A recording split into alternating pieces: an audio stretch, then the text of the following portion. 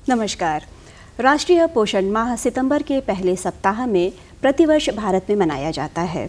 इसको मनाने का मुख्य उद्देश्य आमजन में पोषण के बारे में लोगों को जागरूकता फैलाना है ताकि कोई भी कुपोषण का शिकार ना हो पाए। आज इसी विशेष बिंदु पर चर्चा करने के लिए हमारे साथ हैं आहार विशेषज्ञ डॉक्टर निशा प्रकाश जी। बहुत बहुत स्वागत है निशा जी आपका हमारे कार्यक्रम में। नमस्कार प्रीति जी। जैसे कि पोषण सप्ताह मनाया जाता है या पोषण माह कह लें प्रतिवर्ष मनाया जाता है सितंबर में, तो इसको मनाने की क्या आवश्यकता आन पड़ी? एक तरह से लोगों में ज़्यादा जागरूकता उत्पन्न करना, लोग उसके महत्व को जाने। अदरवाइज़ तो खाना रोज़ ही लोग खाते हैं, लेकिन अगर आप गलत खा रहे हो तो उसके प्रति आप जागरूक हो और अपना खान पान सुधार लो। यही मेन कारण, और इसी के लिए सरकार की तरफ से कई तरह की योजनाएं बनाई जाती हैं और उसका पालन करने का प्रयास किया जाता है। कैसे पता करें निशा जी कि हम कुपोषण के शिकार हैं, या संतुलित आहार किस तरह का खाएं, ये कैसे हम पता करें? देखिए, अगर ऐसा बोलेंगी तो इसका सबसे अच्छा हम लोग बोलते हैं कि आपके इस त्वचा का चमक, आँखों की चमक और जीभ का गुलाबी होना, ओठों की चमक, जो कहते हैं कि इस तरह, वो ये दर्शाता है कि आपका न्यूट्रिशन लेवल एकदम सही है, आप कुपोषण के शिकार नहीं हैं, आप कुपोषण के शिकार नहीं हैं। इसके अलावा अगर आप बोलेंगे अंदरूनी रूप में, तो बहुत सारी बीमारियां हैं जो कि कुपोषण के कारण जन्म लेना शुरू करती हैं, तो वो भी एक कारण है। इसलिए हम लोग एज ए डाइटिशियन यही सलाह देने की कोशिश करते हैं कि आप लोग अपना न्यूट्रिशन लेवल सही रखें ताकि बहुत सारी ऐसी जो बीमारियां हैं उससे अपने आप को बचा के रख सकें। जी निशा जी, जैसे हर आयु वर्ग के लिए क्या संतुलित आहार होना चाहिए, क्या पौष्टिक आहार होना चाहिए, इसके बारे में आपसे जानना चाहेंगे। जो बच्चे हैं, वयस्क हैं, जो आम आज लेडीज़ हैं आजकल की, वो भी अच्छे खान पान से दूर ही रहती हैं, तो बहुत ज़्यादा कुपोषण की और बहुत ज़्यादा बीमारियों की शिकार हो जाती है, तो इसके बारे में आपसे जानना चाहेंगे। प्रीति जी, आपने बहुत अच्छा सवाल ये किया है, क्योंकि ये बात आपने बच्चे को पोषण की ज़रूरत माँ के गर्भावस्था से शुरू हो जाना चाहिए। अगर माँ को सही न्यूट्रिशन मिल रहा है तो बच्चे को सही विकास होगा उसका। बच्चा जब बाहर आया तो स्तनपान के समय माँ को अगर सही न्यूट्रिशन मिला तो बच्चे को सही न्यूट्रिशन मिलता रहेगा। 1 साल की उम्र के बाद बच्चे को अगर हमने ऊपर से जब आहार देना शुरू किया तो सभी सिंपल वही दाल चावल ही रहता है, वही सब्जियां रहती है, लेकिन उनका बनाने का तरीका अलग हो जाता है, बच्चों को देने का तरीका अलग हो जाता है, और उसको देने से बच्चे को सभी प्रकार का न्यूट्रिशन मिल जाता है।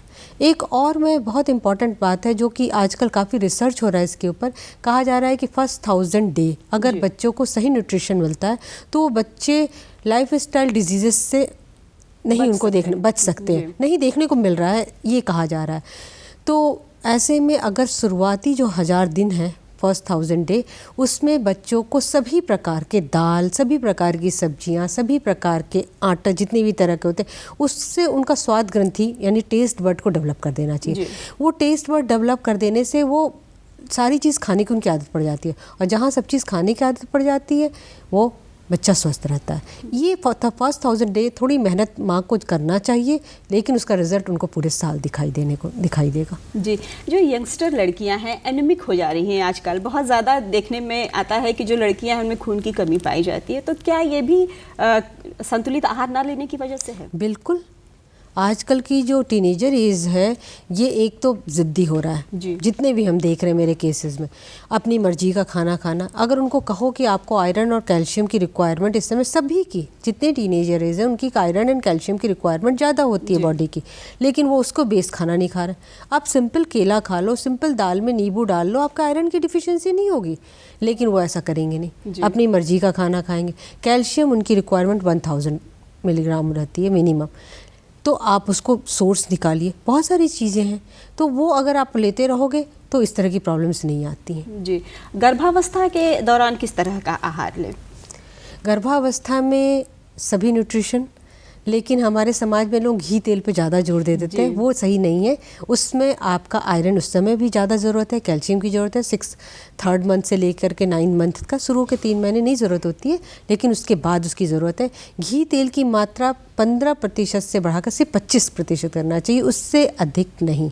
लोग सिर्फ घी तेल को महत्व देने लगते हैं, मिठाइयों को महत्व देने लगते हैं, ड्राई फ्रूट्स को महत्व देते हैं, जबकि उससे अधिक ज़रूरी वही दाल, सब्जियाँ, रोटी चावल होता है, सिर्फ रोटी चावल नहीं।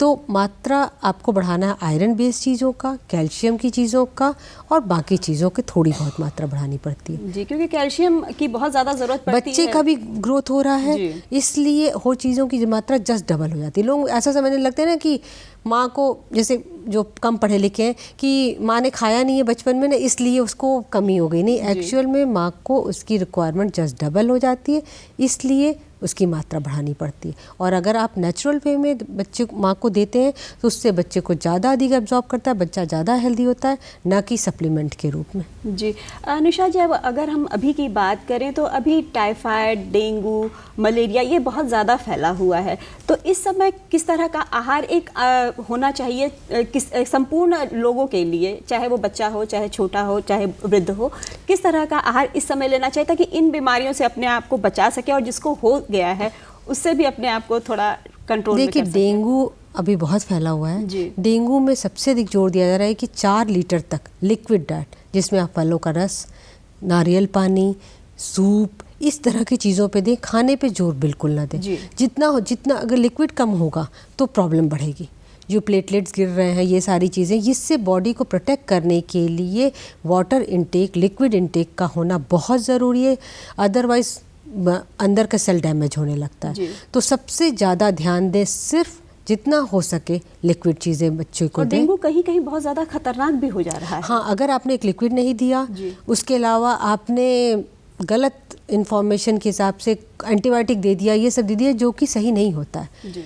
और सावधानी रखें, लिक्विड डाइट दें, डॉक्टर के टच में रहें। डॉक्टर डिसीजन लेंगे कि आपको एंटीबायोटिक देना है या कैसी मेडिसिन देना है। कोई मेडिसिन इस वक्त नहीं लेना चाहिए, सिर्फ लिक्विड डाइट पे दें और डॉक्टर के टच में रहें। टाइफाइड में भी यही सब कुछ करना है कि टाइफाइड में थोड़ा कुछ अलग होता है? नहीं, टाइफाइड में ऐसा नहीं होता है।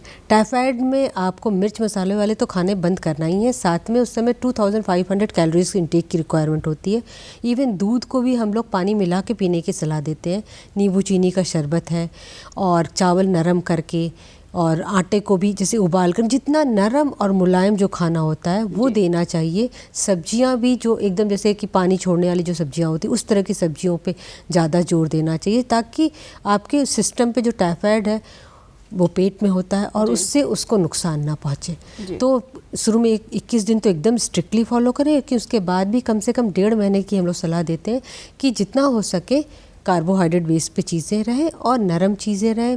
मिर्च मसाले वाली चीज़ें बिल्कुल छूना भी नहीं है। ये चीज़ें बोल दें तो बच्चे या बूढ़े जिसको भी हुआ है उसको अगर समझा दें कि आप 2 महीने रुक जाओ बेटा, आपको उसके बाद खाने को मिलेगा, तो ये टाइफाइड की समस्या आराम से खत्म हो सकती है। जैसे कि अपना डेंगू में हमें लिक्विड ज़्यादा लेना है, और टाइफाइड अगर हुआ है तो हमें बहुत सॉफ्ट खाना खाना है। कोई भी चीज़ खाना उसको पका के एकदम सॉफ्ट करके। जी डॉक्टर साहब, जैसे पोस्ट कोविड के बाद बहुत से लोग हाई प्रोटीन लेने लगे हैं, डॉक्टर भी प्रिस्क्राइब करते हैं कि बहुत ज़्यादा हाई प्रोटीन की ज़रूरत है, तो उसके साथ पानी की मात्रा लोग कम पीते हैं तो और भी ज़्यादा परेशानियों का सामना करना है। तो एक पानी स्वस्थ शरीर के लिए, और पोस्ट कोविड के बाद या टाइफाइड के बाद हम कह लें, तो कितना पानी की आवश्यकता होती है? प्रीति जी, ये आपने बहुत अच्छा सवाल किया। ये साल भर से हम लोग फेस कर रहे हैं कि लोग प्रोटीन डाइट प्रोटीन बॉडी की रिक्वायरमेंट से आपको दुगुना कर देना है कोविड वालों को, ये सच्चाई है। लेकिन उससे अधिक नहीं। ये नहीं कि आप सुबह मतलब जैसे कहते हैं 6 मील पे आ जाते हैं लोग, तो 6 बार मील प्रोटीन ही दे रहे हैं, वो गलत है। आपके शरीर में प्रोटीन कौन सा एब्जॉर्ब कर रहा है, जैसे सोया प्रोटीन पे सबसे अधिक हम लोग जोर देते हैं वेजिटेरियंस को, लेकिन कई ऐसे पेशेंट को हमने देखा कि प्रीति जी वो सोया प्रोटीन नहीं सूट किया, उसको नहीं करता है जी, उसको मूंग का दाल ज़्यादा सूट किया, वो उससे ज़्यादा जल्दी रिकवरी किया। तो वो चीज़ों को समझना बहुत ज़रूरी है कि कौन सा प्रोटीन उसको सूट कर रहा है और कौन से प्रोटीन को कब वो खा रहा है, तो उसको शरीर भी हल्का लग रहा है, उसको एनर्जेटिक लग रहा है। अगर वो एनर्जेटिक लगने लग रहा है धीरे धीरे 2 से 3 दिनों में, तो इसका मतलब है कि वो वाला प्रोटीन उसको सूट कर रहा है। लेकिन सिर्फ प्रोटीन नहीं, उसके साथ साथ आपको बाकी चीज़ों की भी ज़रूरत है। जिंक है, आपका मिलेनियम है, आपका मैग्नीशियम है, आपका आयरन है, ये सबों की भी ज़रूरत है, क्योंकि बॉडी को रिपेयर कर रहा है। जो डैमेज किया है कोरोना वायरस ने, वो सारी चीज़ों को रिपेयर करने के लिए सिर्फ प्रोटीन की नहीं, बाकी चीज़ों की भी ज़रूरत है। तो ये कह सकते हैं कि जो व्यक्ति इन बीमारियों को झेल चुका है, तो एक आहार विशेषज्ञ से या डॉक्टर के संपर्क में आकर तभी अपने खान पान का निर्धारण करे। बिल्कुल, कि उससे, क्योंकि वो लोग रोज़ वही चीज़ें पढ़ रहे हैं, तो उससे उनको समझ में आता है कि ये इनको सूट कर रहा है कि नहीं, क्योंकि इमीडिएट 3 to 4 डेज़ में चेंजेस समझ में आने लगता है। जो भी मेरे पास आए हैं पेशेंट, तो जब उनको सूट नहीं करता तो वो तुरंत बोलेंगे कि हमको हैवीनेस लग रहा है मैम, हमको ये दिक्कतें आ रही हैं। लेकिन जो सूट करता है 5 से 6 दिनों बाद मैम एनर्जी आने लगी, तो उससे पकड़ में आता है कि ये डाइट प्लान इसको सूट कर रहा है, ये वाला प्रोटीन इसको सूट कर रहा है। और आपने प्रीति जी एक बहुत अच्छा क्वेश्चन पूछा था पानी पे। अभी इस समय हमने पानी पे काफ़ी स्टडी किया, तो ये देखा कि सिंपल पानी हम लोग पीते हैं, लेकिन पानी का कितना अधिक रोल है इवन ब्रेन से लेकर नेल्स तक आपके टॉक्सिक को निकालने में, आपके सेल को मॉइस्चर करने में, आपके एनर्जी देने में, आपके बच्चों की बुद्धि को शार्प करने में, आपके डिज़ीज़ अगर आप हो रहे हो तो उससे बचाने में इतना अधिक रोल है। तो हम तो लोगों को ये सलाह देते हैं कि हर 2 घंटे पे बस आप आदत बना लो कि आपको 2 से 2.5 गिलास पानी पीना है। एक घड़ी पे अलार्म लगा लो, 2 से 2.5 घंटे के बाद प्यास लगी है नहीं लगी है। और एक और चीज़ें हैं कि घड़े का पानी, ये बहुत ज़रूरी है। जो फ्रिज का पानी उसको यूज़ ना करें, ना, घड़े का पानी पीने की आदत डालें, उसमें 2-4-10 तुलसी के पत्ते डाल दें। ये डिटॉक्स का भी काम करता है और अल्कलाइन भी हो जाता है और बहुत फ़ायदेमंद होता है। जो घड़ा हमारे पुरानी संस्कृति थी, आज लोग उसको हटा दिए हैं, लोगों के घरों में घड़े नहीं देखने को मिलते, लेकिन ये बहुत फ़ायदेमंद है। लेकिन निशा जी, विगत कुछ दिनों में जैसे कोविड फैला है तो हम फ्रिज से भी दूर हो गए हैं, फ्रिज का पानी, ठंडी चीज़ों से हम बहुत हद तक दूर। कोरोना ने बहुत बदल दिया। आप प्रीति सही बात बोल रही है, हमारे बदल दिया। बहुत कुछ बदला है, लोगों की सोच बदली है, लोग पोषण की तरफ मतलब वो जागरूक हुए हैं और लोग लेना चाह रहे हैं। इवन यंग जनरेशन भी जो है वो इसके महत्व को समझ रहा है कि न्यूट्रिशन क्यों अवेलेबल है, और वो फास्ट फूड से हट करके अपने से कुकिंग करने लगे हैं, अपने से बना रहे हैं। तो ये भी देखने को हमें मिल रहा है। और जो फास्ट फूड का दुष्प्रभाव शरीर पर पड़ता है, आम लोग जो हैं जान गए, अधिकतर लोग जान गए कि इसको खाने से हमारे शरीर पर दुष्प्रभाव ही पड़ रहा है, हम बीमार ही ज़्यादा। निशा जी, क्षेत्रीय खान पान के बारे में आपसे जानना चाहेंगे। सरकार भी इस समय इसका बहुत इस पर जोर दे रही है। क्या है ये? इस वर्ष को क्षेत्रीय उस पर किया गया है। क्षेत्रीय खान पान सबसे अधिक महत्व रखता है। लोग ये समझते हैं कि मतलब कोई पढ़ा गई या किसी से सुना तो वो चीज़ों को अप्लाई करते हैं। एक्चुअल में जो आपके आसपास जो चीज़ें मिलती हैं, जैसे अरहर की दाल हमारा यूपी का कॉमन चीज़ें हैं, अरहर की दाल कैसे बनाना है वो जान ले, क्योंकि लोग अरहर की दाल जो बनाते हैं सीधे कुकर में लगाए बना दिए, जो गलत है। अरहर की दाल को थोड़ा सा उबलने के बाद जो ऊपर का झागा था अगर निकाल दें तो यूरिक एसिड नहीं बढ़ता है। आप उसको थोड़ी देर पानी में 15 मिनट फुला के रख दें तो उसमें न्यूट्रिशन वैल्यू बढ़ जाती है। तो ये छोटी छोटी चीज़ें हैं। उसी तरीके से जौ का आटा है, जौ के सत्तू है हमारे यूपी की अगर हम बात करें तो ये ज़्यादा अधिक फ़ायदेमंद है कंपैरेटिवली आप जो दूसरे स्टेट में होता है। तो जिस भी स्टेट की जो भी चीज़ें, वहाँ की लोकल सब्जियाँ, लोकल फल, लोकल आपके दाल, आटे, जो लोकल है उसको सबसे अधिक अपने खान पान में सम्मिलित करने का प्रयास करें। इवन जो मौसम के हिसाब से बहुत सारी ऐसी सब्जियां हैं जो लोग खाते ही नहीं हैं, वही आलू, गोभी और इसी की सब्जियों पे ज़्यादातर रहते हैं। लेकिन जो मौसम के अनुसार सब्जियां हैं, कोशिश करना चाहिए सप्ताह में 1 दिन अपने बच्चों को ज़रूर आदत डालें, क्योंकि उसमें कौन सा न्यूट्रिशन है जो आपकी बॉडी की रिक्वायरमेंट है, ये सिर्फ मतलब हम लोग भी कह दे तो नहीं जानते, ये ऊपर वाला जानता है या नेचर का दिया हुआ एक देन है ये। जी निशा जी, आमजन से क्या कहना चाहेंगी कि वो किस तरह से संतुलित आहार लेकर अपने आप को निरोगी बनाकर रख सकें? प्रीति जी, मैं यह सबसे यही रिक्वेस्ट करती हूँ, आपके आसपास जो चीज़ें मिलती हैं, जो हर खाने में कोशिश कीजिए कि दाल, रोटी, सब्जी ज़रूर रहे, थोड़ा सा दही, दूध की चीज़ें बनी हुई रहे। और हमारे यहाँ एक और चीज़ें हैं, जो छेना बनाते हैं उसकी पानी फेंक देते हैं, उसके पानी में बहुत प्रोटीन होता है, बहुत फ़ायदेमंद होता है। आप उस पानी को आटा सान सकते हैं, सब्जियों में एज ए ग्रेवी जो पानी डालते हैं आप वो डाल दें, तो बच्चे को पूरा न्यूट्रिशन मिल जाता है।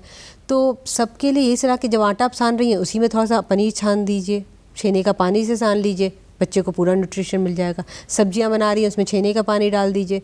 तो इस तरीके से हर खाने में थोड़ा सा दिमाग, मतलब थोड़ा सोच बदलिए और ये कोशिश कीजिए कि protein, carbohydrate, fat, minerals and vitamin की सारी चीज़ें अवेलेबल। और जो माताओं की शिकायत है कि हमारा बच्चा ये नहीं खाता है, वो नहीं खाता है, तो अगर हम मिक्स और मैच करके बनाएं तो खाना स्वादिष्ट भी बनेगा और अच्छा भी रहेगा और पौष्टिक भी रहेगा।